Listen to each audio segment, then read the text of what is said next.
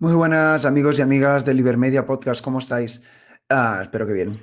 Esta semana no os traigo ninguna entrevista, por problemas de agenda pues no he podido acordar, aunque tengo ya un par acordadas para la próxima semana, voy a intentar mantener el ritmo, así que os traeré algo un poco diferente y algo un poco que llevo dentro en el corazón. Los que me seguís desde hace muchos años sabéis que empecé con las entrevistas por ahí en 2017, 2018. Y como habréis visto en el título y en la miniatura, me gustaría, pues en este vídeo, voy a hacer una breve introducción y luego os dejaré la entrevista completa, hacer un pequeño homenaje a un amigo que entrevisté, que ya no está. Comparto pantalla. Una persona que conocí, yo creo que éramos amigos, éramos conocidos. Edgar Morillo lo entrevisté primero en 2018, hablando sobre él, sobre su carrera, sobre la vida, y luego más adelante también hablando sobre estoicismo. Creo que fue por ahí en el 2021, y ahí él comentó que había tenido una experiencia cercana a la muerte, pero, pero que todo le iba bien.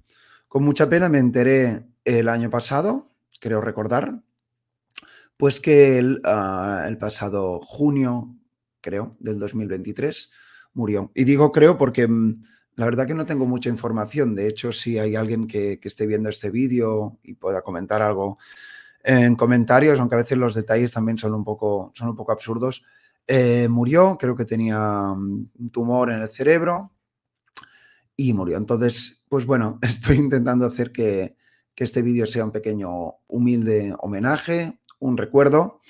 Como os digo, seguidamente os voy a dejar la entrevista que hice en 2018. Yo vivía en otro sitio, éramos todos un poco más jóvenes y creo pues que sus comentarios eran interesantes y acertados.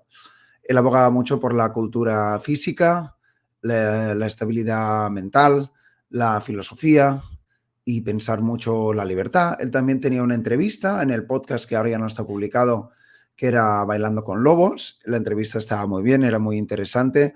Una persona que por lo conocí inteligente, comprometida, con sentido del humor. Además creo que también toca la guitarra, pero pues él ya no estaba con nosotros, pero también como dicen, una persona no muere nunca, sino muere su recuerdo. Este año también está siendo en algún aspecto un poco difícil para mí. Un buen amigo murió el pasado abril y creo que en general debemos hablar abiertamente de la muerte, lógicamente, y expresar pues cómo nos sentimos por dentro, ¿no? Esto también es sanador y, y compartir pues le da visibilidad y le da conciencia y aparte, pues como digo, a nivel personal creo que me saco una espina que tengo un poco clavada al hablar de Edgar, aprendí de él, disfruté con él y lógicamente me quedé muy apenado cuando me enteré de la noticia de su muerte. Pero bueno, como digo, volver a mirar, volver a compartir, volver a pensar, pues mantiene un poco el legado vivo y que al final creo que es lo más importante. Os dejo la entrevista, creo que son como 48 minutos. Hablamos de muchos temas. Prepararos un café, un té, vuestra bebida favorita y disfrutad. Edgar, estés donde estés, no nos olvidamos de ti. Saludos a todos. Pues muy buenas amigos y amigas de Spanish Libertarian, aquí Ignasi y seguimos con las entrevistas porque la verdad que es un gustazo hacer las entrevistas, hablar con gente curiosa, gente interesante, gente conocida, gente menos conocida, pero bueno, la verdad que por lo general el denominador común es que son amigos míos y bueno, la verdad que eso me honra, pero la idea genérica aquí es dar contenido de valor y daros consejos, herramientas y dar voz a gente que tiene mucho talento y un mensaje interesante. Y en esta ocasión, pues nos dedica parte de su tiempo el coach, bodybuilder o no sé yo cómo llamarle, Edgar Bien, Montilla. está correcto. Sí, Edgar, ¿cómo estás? Muy bien, encantado de estar contigo, Ignasi, un placer. No, el placer es mío. Bueno, más o menos por lo que vamos haciendo, intentamos que estas entrevistas sean un poco diferentes, más allá de tratar temas, pues también queremos darle un enfoque más tranquilo, más personal, más relajado y lo que digo, dar herramientas y valor a la audiencia. Pero, antes que nada, por si alguien no te conoce, pues la pregunta de rigor es ¿quién eres tú? ¿Quién es Edgar Morilla? Y un poco cuál es tu background intelectual o profesional y a partir de ahí pues vamos hablando de temas variados. Pues Edgar Morilla es una persona que desde pequeño ha mostrado una tendencia a gustarle todo lo que tiene que ver con el deporte y lo físico, y por otra parte, pues también con lo artístico y lo estético. Fruto de esas dos tendencias que desde pequeño he tenido, pues confluyeron alrededor de hace ya casi 20 años en conocer el culturismo, que aúna un poco esos dos factores, como es el deporte, pero enfocado a un área muy artística. Y ahí es un poco mi principal labor, tanto como coach, como preparador físico, como también investigador de esas áreas. Mi manera de concebir el deporte no es compartimentado, sino que considero que es un elemento de superación importante, y eso me ha llevado con el tiempo a estudiar pues, no solo las áreas específicas de mi profesión o de mi labor, sino que me ha adentrado en el terreno pues, más también psicológico, del incremento del potencial humano en general, y pues digamos que mi objeto de conocimiento pues, se ha ido ramificando en más áreas, pero que todas confluyen un poco en mi principal interés, que es, podríamos decir, el desarrollo del individuo. Iremos tocando varios temas porque ahora mismo ya has tocado 3 o 4 temas variados. Sé que eres una persona muy, muy ecléctica, pero como has hablado principalmente del deporte y del bodybuilding, la primera pregunta sería, ¿qué mitos hay en torno del bodybuilding, ¿no? Porque cuando la gente que no tenemos ni idea de eso, pues los vemos y a veces se habla de esta gente que se toma cosas raras y que se vuelven obsesionados con el espejo, pero yo sé que tú tienes otro tipo de enfoque más clásico, más consciente. Háblanos un poco de eso para las personas que podemos estar interesadas en este mundillo. Aquí, respecto al juicio o prejuicio que hay del culturismo, pues confluyen, a mi juicio, dos vectores.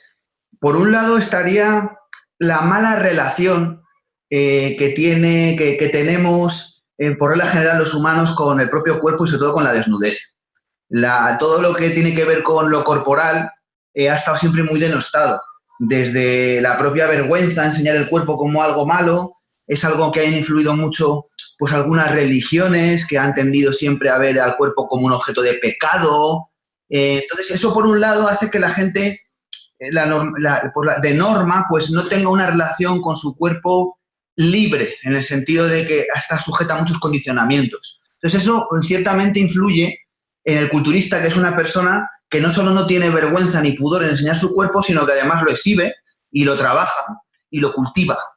Entonces, eso sería uno de los elementos. Otro es que ese tópico pues tiene parte de razón, y es que vivimos en una sociedad muy especializada, fruto de una división del trabajo cada vez más compleja, en la que los culturistas, muchos de ellos, se han centrado únicamente en un factor y puede llevar, como cualquier otro área, a ciertos desequilibrios que desde fuera se puedan percibir pues como un determinado narcisismo o un desequilibrio hacia el lado físico en detrimento del intelectual. O sea, son tópicos que sí que tienen un poquito que decir, pero también es cierto que hay un prejuicio, como te digo, de mucho condicionamiento social acerca del cuerpo, su desnudez y lo que implica la corporalidad. Entonces, a mi juicio, esos son los dos vectores de los que confluye que haya esa manera de prejuzgar al culturismo. Creo, en una entrevista tuya, creo que eran Bailando con Lobos, me acuerdo que quería romper un poco como la dicotomía entre cuerpo y mente, ¿no? Que a veces se dice eso de escuchar a tu cuerpo, o la dicotomía de mente sana, cuerpo sano. Tú hablabas como de unidad. Supongo que este es un mensaje que también das cuando das tus servicios de coaching. Otra vez te lo vuelvo a retirar. Para los que no tenemos ni idea, pero más allá de los que no tenemos ni idea, todos tenemos un cuerpo, ¿no? ¿Cuál es este mensaje que puedes dar? De que no existe tal dicotomía entre mente y cuerpo, sino que, ¿no?, debemos actuar como un uno, que al final es lo que somos. Pues básicamente mi enfoque, como bien has comentado al principio, la primera pregunta, es un enfoque del culturismo clásico. Digamos que el culturismo tiene a priori dos vertientes. Tiene una que yo la denomino culturismo moderno, que es el que en la actualidad pues, más podemos ver, o la gente piensa que es más, si acudimos a la Real Academia, que lo que hace es siempre buscar el significado consensuado actual de algo. Si buscamos la palabra culturismo, veremos que pone disciplina que busca el desarrollo excesivo de la musculatura. Entonces eso para mí es culturismo moderno. que tiene ya que ver pues, con el contexto de la época en la que vivimos, muy especializada y muy de expandir los límites. Ni que decir tiene que, en mi parecer, tengo una mayor inclinación por el concepto de culturismo más clásico. El culturismo clásico difiere del moderno en el sentido de que clásico significa el que sigue la tradición, en una de sus acepciones, y otra es el seguidor del clasicismo. El clasicismo es el criterio estético grecorromano de donde procede justamente el culturismo, que lo que busca, muy al contrario de buscar el exceso, lo que busca es la armonía. Entonces, esa armonía estética que se percibe en el cuerpo no es casual. Esa armonía es una semiótica, nos comunica la armonía que tenemos nosotros con nuestro cuerpo. Entonces, es un canon que viene de Polícleto, que era que la belleza como proporción de las partes. Entonces, no es algo baladí solo, sino que esa proporción que podemos ver en un cuerpo desarrollado tiene que ver con una armonía entre el cuerpo y la mente. Entonces, lo que yo vengo es un poco, parece un poco renacentista, pero lo que vengo es un poco a rescatar un principio que es perenne, porque clásico también es eso, es eternamente actual, es un principio que nunca envejece, el principio de armonía, proporción y correspondencia entre las partes. Entonces, eso hay que llevarlo a varios planos. El culturista lo manifiesta de forma artística a través de la armonía estética, de un canon que viene de Polícleto y que a su vez viene de Pitágoras. O sea, que ya confluye la filosofía con la estética. Pero como te digo, esa estética subyace de una práctica en la que el mente y cuerpo confluyen hacia esa armonía. Los artistas marciales o en la filosofía oriental, en Japón lo llaman satori, el satori del atleta, es cuando cuerpo y mente actúan alineadas. Si volvemos al mundo clásico, tendríamos que hablar de virtud. Ahora virtud, parece que la virtud es pues una cualidad bondadosa que desarrollamos, pero el principio etimológico de virtud es la persona que actúa con corazón, cuerpo y razón de forma alineada. Entonces son conceptos muy clásicos que yo digamos que como son perennes los retomo, pero con una perspectiva tal vez neoclásica en la que se implementan los hallazgos, la tecnología, la técnica del mundo moderno, pero sin perder de vista ese concepto de la armonía. Siguiendo con esto de la filosofía clásica, háblame un poco de la parte de la filosofía en sí mismo. Me acuerdo que cuando estuve en tu casa, claro, lo miré y digo, bueno, bodybuilders, estará todo lleno de batidos y no, como podemos ver detrás tuyo está lleno de libros. Me hablaste literalmente del estoicismo y la verdad que me quedó un poco alucinado. Háblame también de la filosofía clásica, cómo te ha influenciado y un poco de estas filosofías como previas a la modernidad y a la ciencia, que como decías tú, tienen ese pozo de conocimiento que no caduca, ¿no? Bueno, pues básicamente, digamos que el hombre antiguo, el filósofo antiguo, no tiene los métodos de validación que podría tener el científico moderno, pero por otra parte eso le lleva a una autoobservación empírica que puede ser que en muchos casos es anterior al hallazgo científico, en el sentido de que, y esto tiene que ver ya un poco con el análisis hayekiano, son conocimientos que en el fondo eso es la tradición, traditio.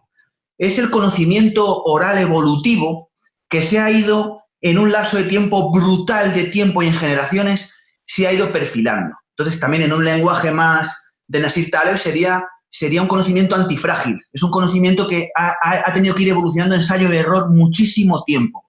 Entonces, en términos científicos, sería una especie de metaconocimiento.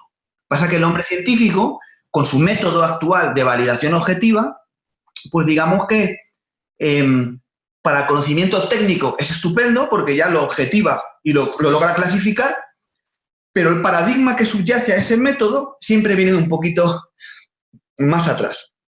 Entonces, a mí son materias que me interesan. En el aspecto de la filosofía, pues me interesa, pero desde una perspectiva intrínseca, en el sentido de que si hay algo a lo largo de mis objetos de estudio, de las cosas que me han apasionado, que siempre ha subyacido, es una búsqueda de esa verdad, de una búsqueda incansable de la verdad de algo. Es que es un proceso también evolutivo en el que uno tiene que aprender, desaprender, tiene que abrirse a una comprensión mayor y estar dispuesto a cambiar de idea en pos de lo que investiga, que es contrario al dogmatismo, y que en el fondo ha sido un denominador común de todo lo que he hecho un poco en mi vida. Entonces, después de tenerlo de una perspectiva intrínseca con lo que yo hago, pues finalmente hay un acercamiento, lógicamente, a las personas que ya han dedicado su vida a ese amor por la verdad que es la filosofía. Entonces, es uno de los, además considero que ese amor por la verdad, la filosofía profunda, no solo no es ni antagónica, ni siquiera complementaria al saber científico o técnico, sino que para mí es anterior, porque justamente si la ciencia también se basa en buscar verdades científicas, tiene que partir de axiomas que son antes filosóficos. Y ahí tenemos como, por ejemplo, los científicos teóricos, pues ves que se posicionan desde paradigmas más objetivistas o subjetivistas, más Platón, más Kant, o sea que finalmente beben de epistemologías que son científicas. Entonces, pues bueno, yo soy una persona que el pasar del tiempo y del estudio me ha irme dando cuenta de que el conocimiento está muy ramificado, muy especializado, y a mí me ha interesado más que el análisis, me ha interesado más la síntesis. Esto sería, en vez de buscar ramas, es ver que todas las ramas confluyen en un tronco y que ese tronco confluye en unas raíces, y yo me he ido a esas raíces. Supongo que es difícil de resumir, pero ¿nos podrías resumir un poco esa síntesis, esa verdad, esa evolución que has ido haciendo para la persona que puede estar interesada en tu conocimiento? Pero claro, cuando uno viene desde fuera, que no sabe de lo que le está hablando, pues no sé si pudieras lanzarnos un gancho o algo que resuma un poco el cuerpo de lo que has ido asimilando con los años. Entiendo que es una pregunta muy amplia, pero seguro que... Bueno, sí, es correcta, la entiendo. A ver, como te digo, todo mi conocimiento, aunque sea muy multidisciplinar o muy ecléctico, converge en una filosofía del autoconocimiento y de la automejora. Esto es muy importante tenerlo en cuenta. Desde mi perspectiva, la filosofía no es una cosa de intelectuales adormecidos y sedentarios, sino que es algo práctico que tiene que llevarse a la vida, que hay que actuar con ello. Entonces, a mí me interesa mucho hablar de esto porque me cansa muchísimo esta tendencia academicista de hablar de la filosofía como algo de unas élites que tienen que entender mucho. A mí me gusta una filosofía práctica y pienso que es muy necesaria pues porque todos actuamos, hay una acción humana continua de los individuos hacia... Y la filosofía nos da un criterio y un acercamiento a verdades muy profundas. Y también otro elemento que converge de las disciplinas que yo he estudiado es un poco el subjetivismo. Es un estudio de la realidad abordando el autoconocimiento, que es algo que está muy perdido, puesto que el conocimiento occidental técnico ha derivado mucho hacia el objeto. Pero no se ha cuestionado mucho el sujeto que atestigua ese objeto de estudio. Todos son cosas que justamente la filosofía antigua tiene muy mapeadas, puesto que al no haber ese dominio técnico, pues era más fácil que el filósofo se pusiera en primera persona a autoconocerse, a autoinvestigarse, porque no tenía tantas distracciones. A día de hoy veo un poco lo contrario, veo mucho análisis objetivo, veo mucho ciencia estereoceptiva, que es intentar buscar coordenadas, principios externos, pero en muchas ocasiones obviando el sujeto que atestigua y que valida ese objeto y que además está sujeto a paradigmas que cambian la ciencia y que hace que sea disruptiva. Entonces, no soy desde esa perspectiva una persona primitivista o antigua por pose o como se dice ahora paleo, sino que soy una persona que está en el mundo moderno, pero que es consciente de que hay unos principios muy perennes que retomados y sintetizados con la técnica moderna podíamos llegar a algo estupendo. Y esa es un poco mi sentir. No es una negación de la modernidad, sino conservar esos principios perennes, a veces un poco olvidados, redescubrirlos para sintetizarlos y, en ese sentido, hallar una armonía entre el sujeto que atestigua y el objeto. Siguiendo un poco con eso, la verdad que quisiera hablar de otros temas contigo, pues que me parecen muy interesantes. Hay mucho que hablar, es normal. ¿Qué consejo, un poco con la línea de la pregunta anterior, pero quizás yendo más a lo concreto? Muchas personas parece que están o estamos perdidos en este mundo moderno, que todo va rápido, que estamos sobresaturados de información, que a veces no tenemos tiempo ni que pensar y siempre uno pues puede que tenga una crisis de falta de integridad o de que no accedemos a la virtud, ¿no? Que es ese concepto tan importante que decías tú antes. ¿Qué consejo o 3 o 4 cosas podrías dar a la persona regular que sabe que algo falla en su vida, pero quizás nos faltan esas herramientas, ¿no? Para empezar a tomar acción? Es una muy buena pregunta y tal vez tenga difícil respuesta porque es multicausal. Yo el consejo que podría dar a cualquier persona es que puede sonar un poco políticamente incorrecto, pero que empiece a discriminar. Se habla mucho de no la discriminación y ya basta ya de criminalizar palabras y basta de criminalizar conductas humanas que son tan necesarias como la discriminación. Discriminar es una cierta manera de hablar de elegir. Justamente tú me hablas de caudal de información tremendo, de caudal de relaciones sociales impensables con las redes que hace poco sería inviable. Nuestra tribu ha crecido en muchísimo tiempo y yo pienso que abrirnos a esa abundancia es fantástico, pero de esa abundancia tenemos que elegir, tenemos que discriminar. Tenemos que dejar cosas fuera y tenemos que elegir las que de verdad son para nosotros. ¿Cómo se hace eso? Pues partiendo de que primero hay que elegir. Lo segundo es que hay que elegir, yo soy subjetivista, hay que elegir lo que es acorde a ti, a tu singularidad, a tu individualidad. Sopesarlo contigo mismo. Por eso es tan erróneo el confundir criterio con ideología. El criterio es una manera propia de discriminar y la ideología es un modelo precocinado de pensar que lo más probable es que no se acomode a nuestra singularidad y no nos permita crecer y pensar por nosotros mismos. Porque esto es una cosa muy importante. Ahí tenemos que partirse de que deberíamos empezar a pensar bajo nuestro propio criterio, no bajo el criterio que hemos adoptado de sistemas y modelos de pensamiento prefijados. Entonces, tal vez sería esto. Hay que elegir, hay que dejar cosas fuera y hay que entender que una vez que el ser humano acepta que hemos sido creadores de abundancia, y esto no es nuevo, esto viene del Neolítico, en el momento que aprendemos a cultivar y tenemos el dominio de la ley natural para producir y crear la abundancia para vivir, en ese momento nace una palabra que se llama elegere, que es cultivo y tengo muchos frutos, tantos que cuando llega la recolecta tengo que elegir los mejores. Y de elegere viene elegir y de ahí viene la persona elegante. Que lo utilizamos ahora como, ¡ay, qué elegante es! Solo en la ropa, pero en el fondo si buscas la palabra elegante es persona que elige con sencillez y buen gusto.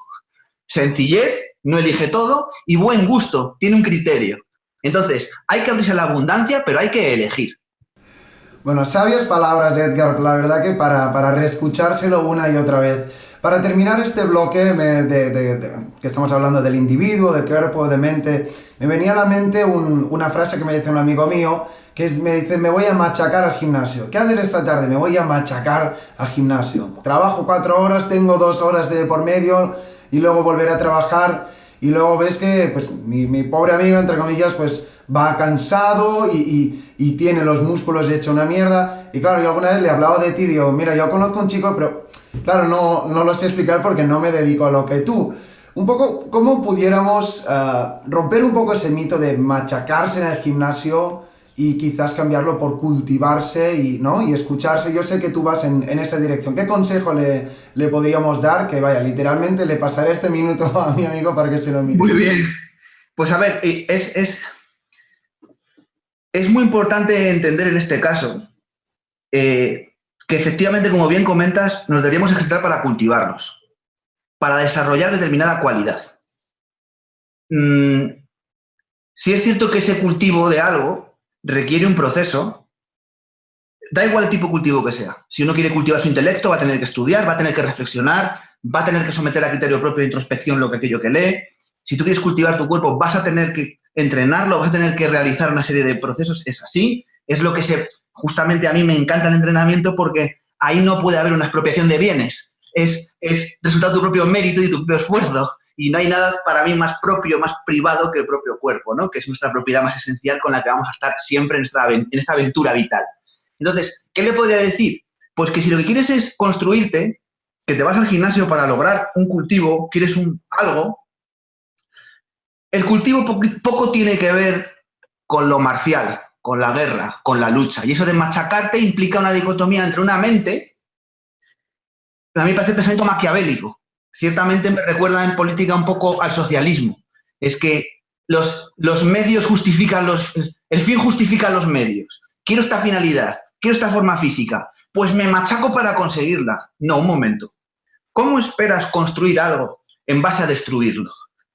Entonces, a tu amigo le diría que el trabajo duro, como diría nuestro amigo Bastos, es fundamental en determinados momentos y ha sido necesario en casi todo el proceso evolutivo de la humanidad. Pero estamos en un momento que poco tiene que ver con lo que hemos tenido antes y el trabajo duro ya no es tan importante. Es mucho más importante el entusiasmo genuino. ¿Qué es más importante, trabajar duro o el ingenio? Yo siempre digo esto en mis seminarios y la gente se queda pasmada porque yo estoy en un deporte en el que el esfuerzo, el dolor, el sudar sangre, parece que es como al revés, que justifica yo siempre he pensado que es una justificación para vencer ese tabú social. Es como, ¡ay, mira qué narcisista! No, se castiga muchísimo y se sacrifica para ese físico. Y de esta perspectiva que es muy de valor-trabajo, muy de... No, tiene valor porque se esfuerza muchísimo. No, un momento. Es mucho más poderosa la creatividad que el esfuerzo. De hecho, vuelvo a repetir, en el momento actual, a día de hoy, el esfuerzo, ya tenemos fantásticas máquinas que lo hacen, ya tenemos cada vez más inteligencia artificial, más que lo va a haber, y ya incluso me atrevería a afirmar que esa famosa era de la información ya la hemos traspasado. Estamos en la era de la creatividad. Y encima viene este fantástico medio que es Internet, viene a cohesionar toda esa creatividad que yo estoy convencido que en la siguiente década, a más tardar 2 más, no creo ni que pasen 2. Una, esa metasinapsis de creatividad por medio de Internet va a crear otro modelo de sociedad que incipientemente se empieza a reconocer ahora. Bueno, con esta respuesta ya me has empezado a avanzar lo que quisiera preguntarte en la próxima pregunta o en el próximo bloque. O sea, con esta parte de la entrevista, si ya nos has volteado la cabeza, pues ahora ya vamos a ir más allá. Y me gustaría preguntarte sobre tu filosofía política o moral a la que te adscribes. Sé que eres liberal o eres libertario, pero tienes un enfoque interesante sobre eso.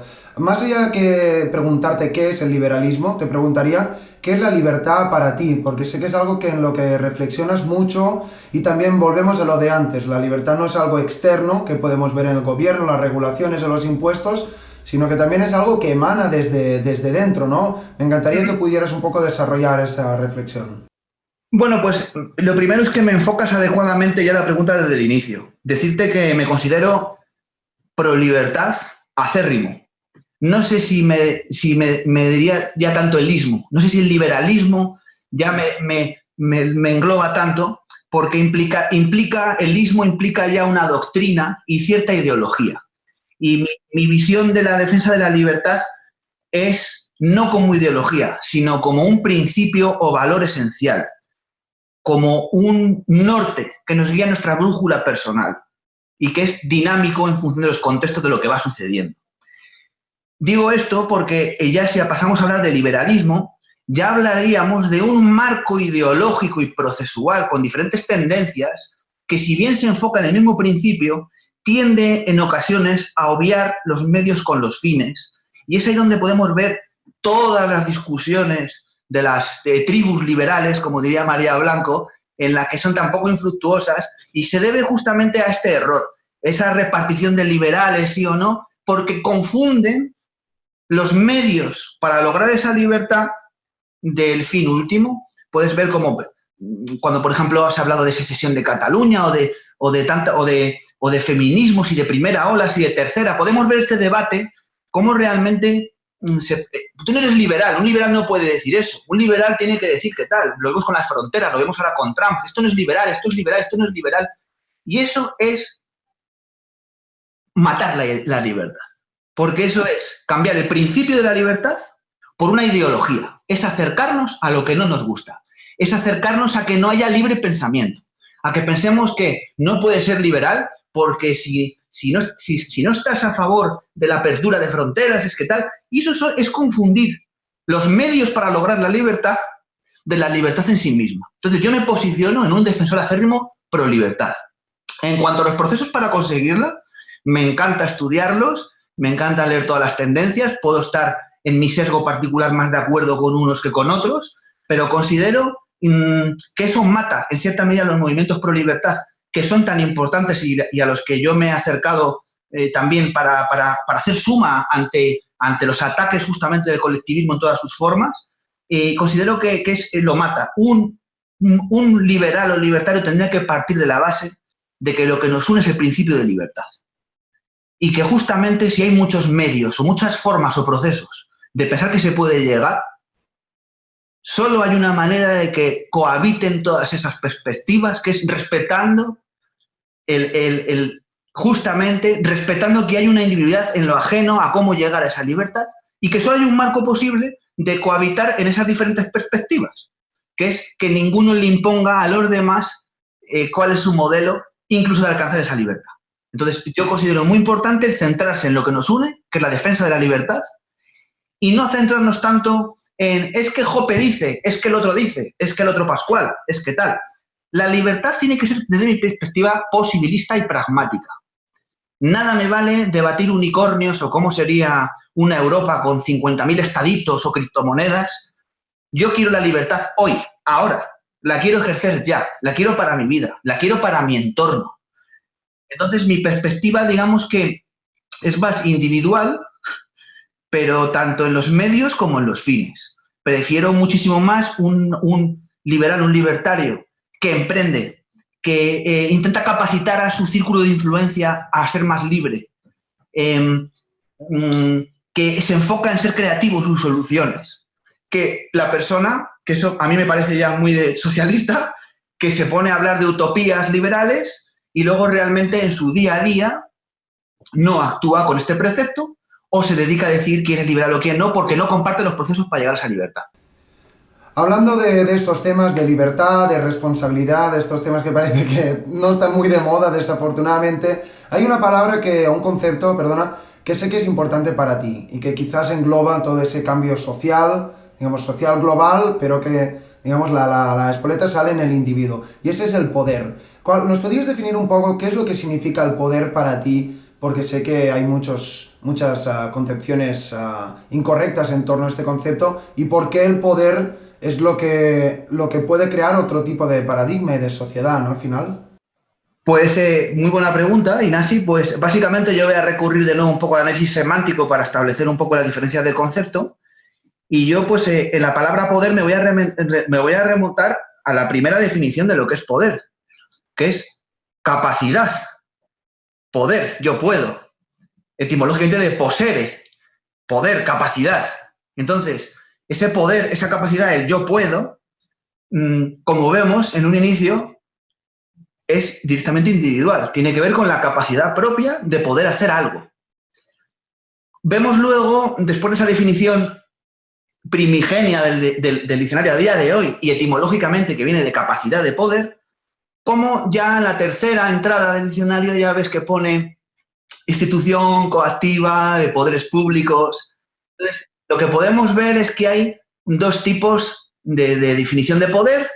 Uno es el poder individual, el poder personal, la capacidad propia de hacer algo, y luego tenemos, que es el poder individual, y luego tenemos un poder de tipo público, colectivo, que ya es el poder de la fuerza, que es el poder de la coacción, del puedo hacer algo por encima de ti porque tengo más fuerza y porque somos más. Entonces, hay una definición individual de poder, que es a mí la que me interesa, muy importante decirlo, siendo fieles no ya al lenguaje como forma, sino para justamente que no haya esa perversión de los ingenieros sociales de fastidiar el lenguaje. Es muy importante tener en cuenta que el poder siempre es individual y se ha transformado en poder, con lo que es poderoso, tiene poder, ya como poder coactivo. pero siempre está esa eterna dialéctica entre individuo y colectivo. Volviendo a la semántica, no estoy a favor, y alguna vez lo he dicho en Twitter, a favor de esta palabra también inventada un poco por esta neoizquierda de empoderarse, para empezar porque es tramposa. Empoderar significa que alguien te otorga poder, lo cual implica que no lo tienes, lo cual implica que has sido expropiado y que alguien te va a dar ese poder. Y si, claro, viene un tío con coleta que te voy a empoderar. O sea que tú, tiranuflo, ya ostentas el poder y te lo voy a dar. No, gracias, no me hacen falta padres. El poder no se puede empoderar porque el poder es siempre mío. De hecho, tú podrás expropiarme, podrás encerrarme, podrás incluso matarme, pero no vas a poder nunca, en mi capacidad propia interna de decidir, no la vas a poder expropiar nunca. Entonces, no me puedes otorgar un poder que yo ya tengo. Deberíamos hablar, cuando se habla de empoderar, de capacitar. Vamos a capacitar a alguien. Y eso no es te lo doy yo. Eso viene de educir, que es voy a sacarte de dentro de ti el poder que tú no reconoces. ¿Por qué la gente no asume esto que me decías antes? Yo no creo en que sea una cuestión de estabilidad versus libertad. Es una cuestión de miedo, tener miedo. Soy miedoso, tengo miedo y con el grupo me siento mejor y me siento más protegido. No tengo que asumir mi responsabilidad. Entonces, esa es principalmente la diferencia, el miedo versus la libertad de actuar por tus propios medios, que además no es incompatible con la sumatoria justamente de varias personas hacia un fin común para hacer realmente fuerza. Pero no por la coacción, sino por la convicción. Porque varias personas se alinean para un objetivo común, que de hecho es el inicio de muchas instituciones humanas y el inicio de los equipos de trabajo y de las propias empresas, que hay un objetivo común, hay una complementariedad en nuestras habilidades y varias personas capacitadas con poder se asocian en un objetivo común para sumar fuerzas. Esto es importante tenerlo en cuenta porque cuando yo hablo mucho de filosofía libertaria y hablo de individuo, la gente enseguida piensa en el individuo como una entidad aislada, individual, como alguien que no quiere, como alguien medio autista, que no quiere tener relaciones con los demás o una sociedad atomizada. No, todo lo contrario. Una sociedad de individuos es una sociedad cohesionada, en la que justamente individuos suman. En el momento que el grupo tiene un rehén, para sumar, ya no tiene grupo. Lo que tiene es lo tiene algo mal, está subrugando, está haciendo que la fuerza del individuo se vuelva en contra de ese propio grupo por la propia coacción. Es la diferencia entre tener un equipo de personas voluntarias a hacer un grupo con rehenes. Parece que estamos muy acostumbrados y también hay una cosa que hay que tener muy en cuenta, que hace referencia a lo que te hablaba antes de la importancia de la libertad a un nivel individual. Y es de que tú dices ahora, no, hombre, pero lo importante es la libertad coactiva y demás. Vale, muy bien. ¿Cuántos estamos en contra del Estado? ¿Un 5% de la sociedad? ¿3? ¿1? Démosle la vuelta. ¿Qué significa eso? Que la gente voluntariamente quiere un Estado, quiere un amo. No quieren tener un amo bueno, que no sea corrupto, más utópico que la hostia, claro, porque es imposible. Está corrupto de base. Pero y de hecho estamos con el tema también los impuestos. Sí, son impuestos, pero la gente los quiere voluntariamente, la mayoría de la gente. No, impuestos y además cuando hablamos de estas cosas, ¿contra quién debatimos? ¿Contra burócratas o contra personas de la sociedad civil? Son gente de la sociedad. ¿Y qué pasa con las carreteras? ¿Y qué pasa con tal? ¿Y qué tal? O sea que es más. Esto es algo que a la teoría anarcocapitalista más clásica no le va a gustar, a pesar de que yo puedo cumplir en los objetivos, ¿eh? O sea, podría preferir o me puedo imaginar una sociedad en la que no haya un monopolio de la coacción, sino que no sea monopólica. Me lo puedo imaginar y, de hecho, sería deseable. Estoy de acuerdo. Ahora, no creo en esas dialécticas marxistas grancianas de opresor oprimido o de cambiar el proletariado y el propietariado por Estado y por sociedad civil. ¿Por qué es erróneo? Porque la sociedad civil quiere eso. ¿Qué hay más, asalariados o empresarios? ¿Qué hay más personas que buscan una vida estructurada y segura y sin miedo o asumir el riesgo de vivir con valentía? ¿Qué quiere la gente? ¿Quiere un Estado o no quiere un Estado? Quieren Estado, quieren impuestos, quieren esto. Entonces, ahí es donde hay que trabajar. Hay que trabajar en la libertad individual, en que las personas asuman que el Estado es un constructo de muchos individuos y empecemos por capacitar a las personas para que empiecen a asumir su propia responsabilidad.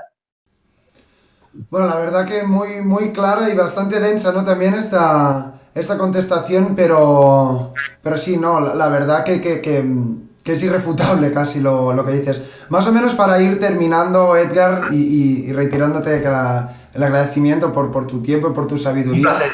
Un poco, Un placer. ¿qué es lo que crees que falla un poco a nivel sociológico? Porque más o menos la audiencia que nos sigue es española y latinoamericana. ¿Por qué en estas dos culturas, aunque hay muchas diferencias geográficas, estas ideas no terminan de calar? Esta sería la parte 1 de la pregunta. Y la parte 2 es, por la parte de nosotros, la gente que estamos a favor de la libertad, ¿qué estrategias podríamos hacer para persuadir, motivar o que a medio o largo plazo pues hubiera cambios en la sociedad civil y a nivel institucional, ¿no? Es interesante, por ejemplo, cuando tú ves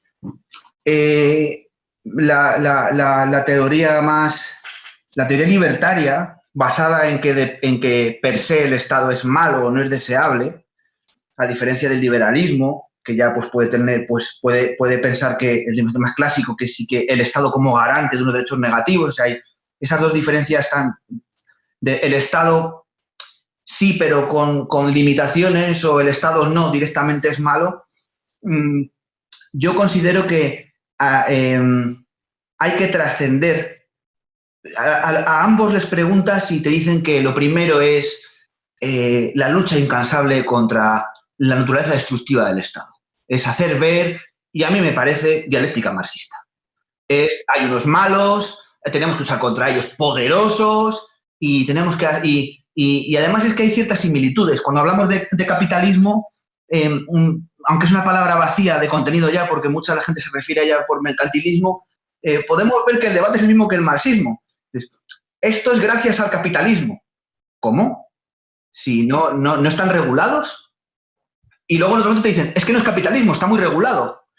Entonces, esto es como lo del comunismo, ¿funciona o no funciona? O sea, al final se parten de supuestos un poco utópicos. Entonces,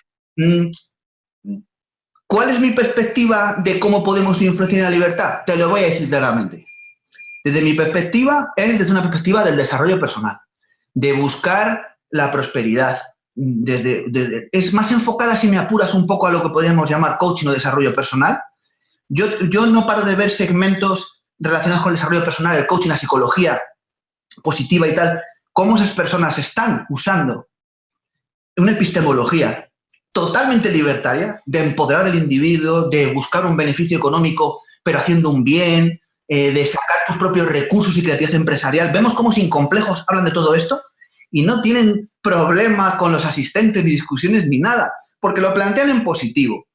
Lo plantean en hazte libre, crea, capacítate, responsabilízate, evoluciona. El libertarismo tiene el fallo, tiene el complejo de ir a la zaga siempre de los marxistas, que son siempre más listos y más inteligentes para meter estas ideas y con menos principios. Entonces intentan reaccionar intentando hacer lo mismo. Entonces es el Estado, hay que criticar esto, los impuestos, todo en negativo. Y eso, bien es cierto que está correcto y es buenísimo para el debate y remueve las ideas, pero no conmueve. No conmueve. A mí, tal vez, por lo que más me acerqué a la escuela austríaca y al libertarismo fue en una pequeña entrevista que le hacían al profesor Bastos, en la que tocaba lo que para mí es el elemento esencial que deberíamos defender. Y es que decía que el liberalismo, el libertarismo, más allá de un modelo teórico o ético o moral, la ventaja que él había podido ver es que las personas que lo asumían se capacitaban. Si partimos de que la escuela austríaca, por ejemplo, hace énfasis en que el motor de la economía es la función empresarial, en cuanto se asume eso, te coloca a ti en el centro del tablero de ajedrez como creativo, como persona que tú puedes crear riqueza, que puedes hacer algo por ti mismo. Entonces, esa diferencia es abismal respecto a ponerte como una víctima. Entonces, el asumir el liberalismo o el libertarismo si es desde esa perspectiva que decía Bastos de que ayuda a capacitar y te sientes tú con una mayor cuota de poder, de capacidad para poder hacer tu vida, es tal vez el área más importante. Si ahora nos ponemos tú y yo a hablar, Ignasi, de las bonanzas del capitalismo en Facebook, tenemos más trolls que gente seguidora. En tu propio Facebook puedes ver cómo te aparecen por todas partes disidentes. Ahora, si hacemos una página como hay en Instagram de Millionary Mentor o de opulencia de riqueza con fotos motivacionales, nadie discute y tienen millones de seguidores.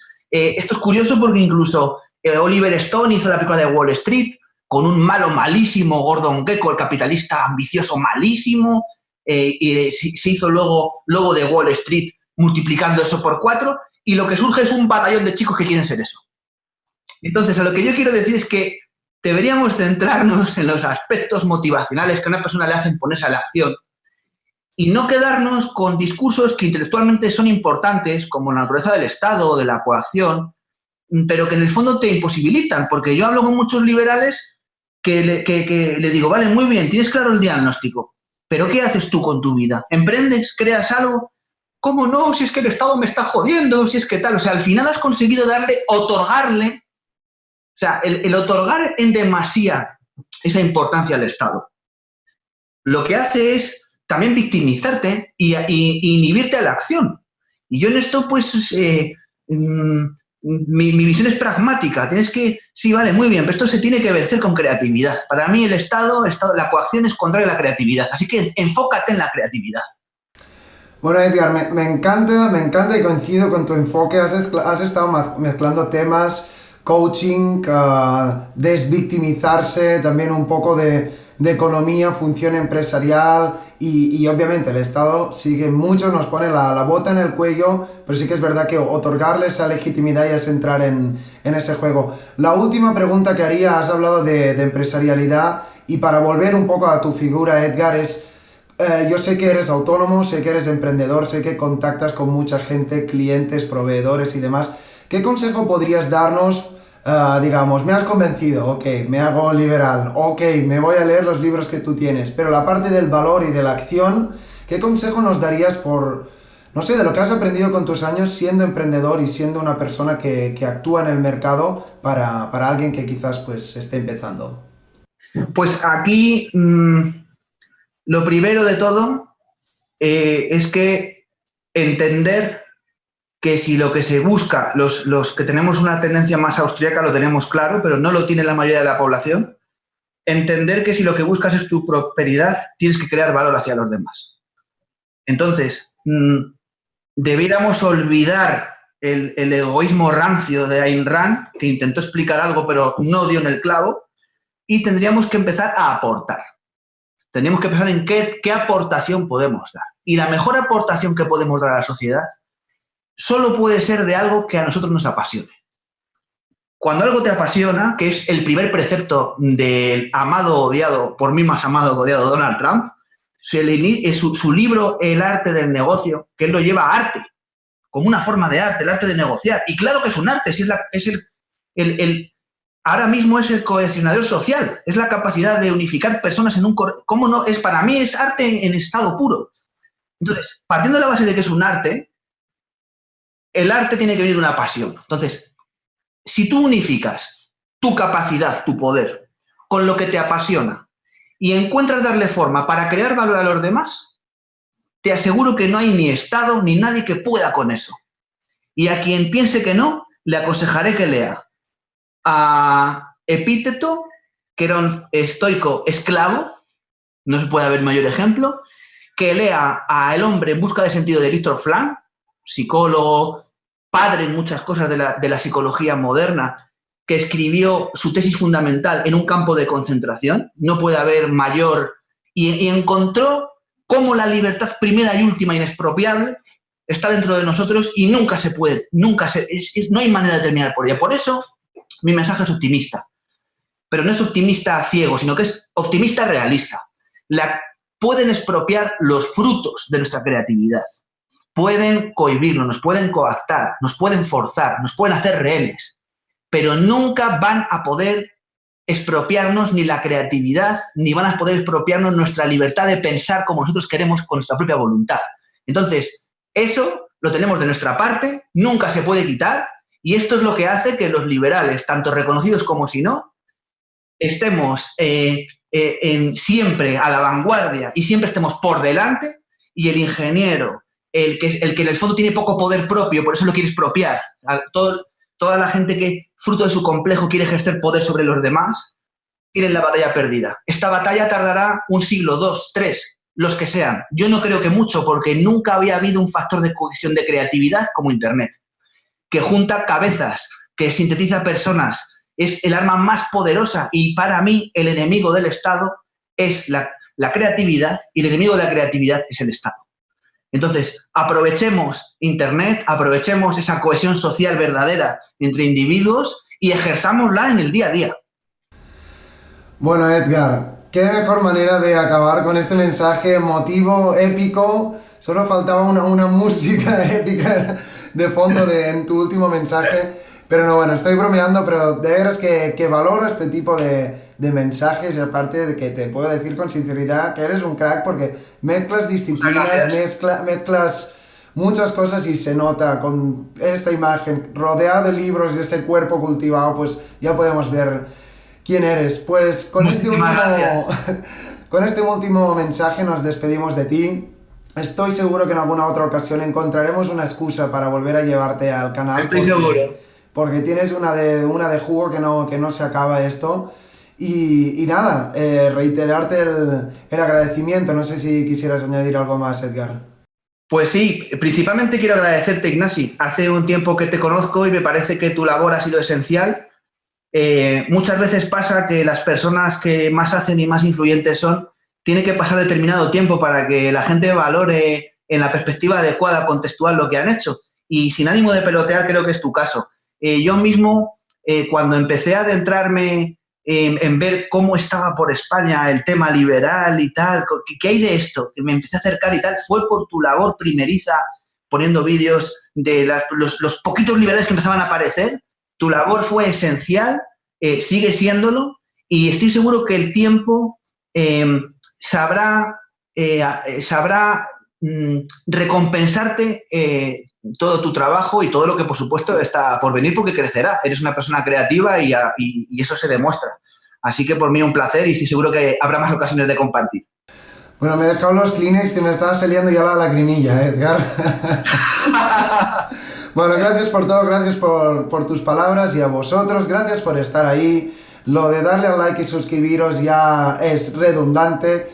Y sobre todo, si queréis lanzarle preguntas a Edgar, o bueno, aparte que dejaremos sus links en la descripción, o tenéis propuestas de otras personas interesantes que queréis que entrevistemos, pues dejádnoslo. Hasta pronto, y que tengáis mucho poder, parafraseando a Edgar. Hasta pronto, Edgar, muchas gracias.